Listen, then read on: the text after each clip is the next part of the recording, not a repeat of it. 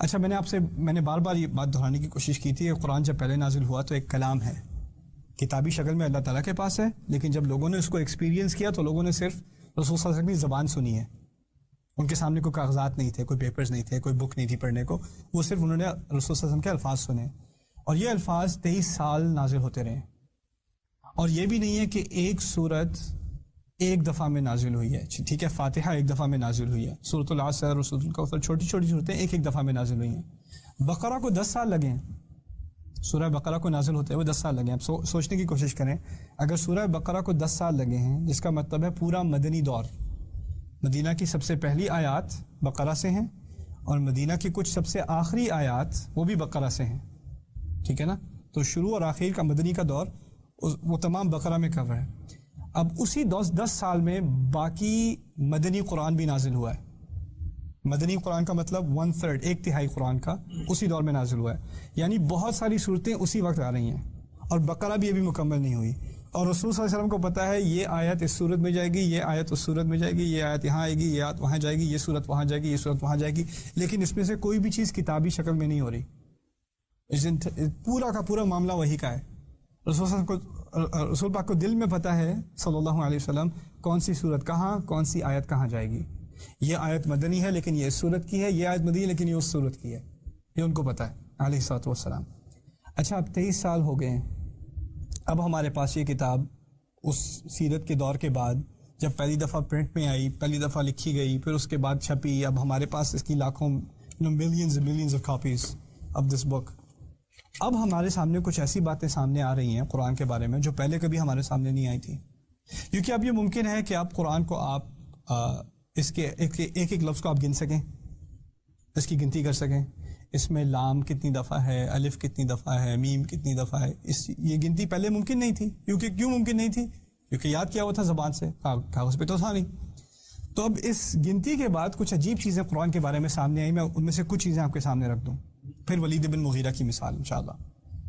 قرآن میں دنیا کا لفظ الدنیا 115 دفعہ استعمال ہوا ہے پورے قرآن میں، کچھ مکی کچھ مدنی، 115 مرتبہ، 115 ٹائمز.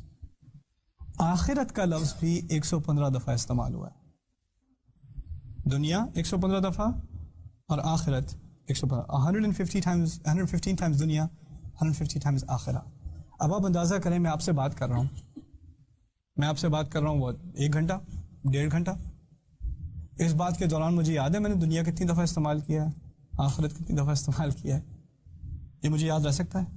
اب فرض کریں میں آپ کو سکھا رہا ہوں 600 صفحے کی کتاب، 23 سال سے سکھا رہا ہوں، اس میں سے ایک لفظ میں نے خود نہ لکھا نہ پڑھا، لیکن پورے درس کے آخر میں دنیا کا لفظ اور آخرت کا لفظ ایک ہی نمبر، 115 مرتبہ دونوں.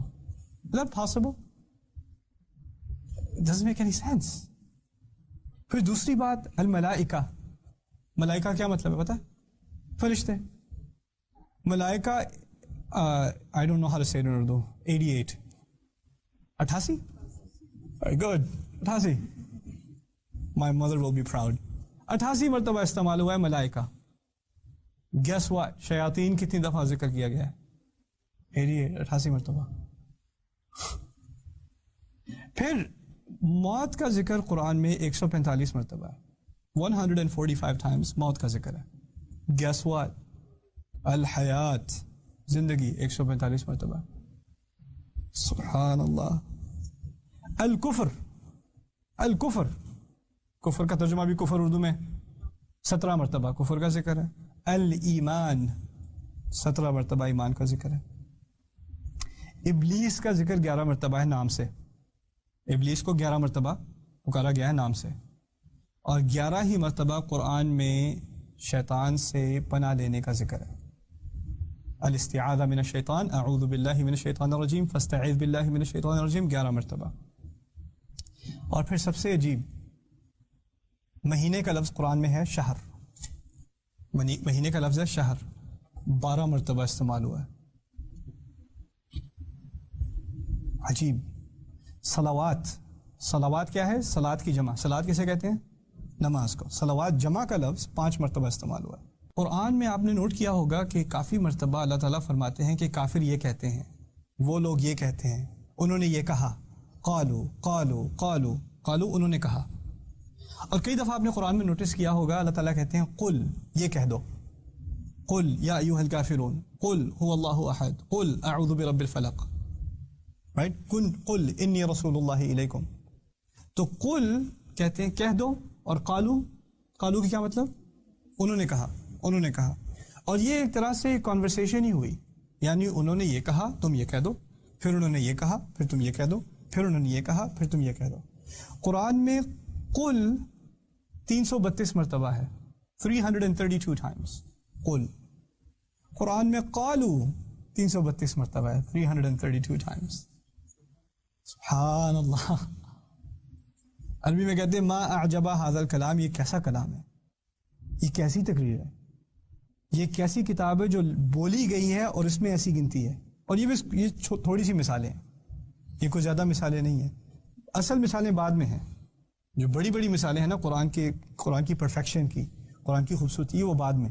ابھی بس چھوٹی سی کچھ آبزرویشنز ہیں قرآن کے بارے میں جو آپ نوٹس کریں. تو اگر آپ ایک بات اپنے سامنے رکھیں کہ یہ قرآن لکھا نہیں گیا, بولا گیا ہے, تو پھر انسان اور ہی حیران ہو جاتا ہے. بلکہ لکھی ہوئی کتاب میں بھی کون اس بات کا دھیان رکھتا ہے, یہ تو بولا گیا ہے, لکھی ہوئی میں بھی کون دھیان رکھتا ہے.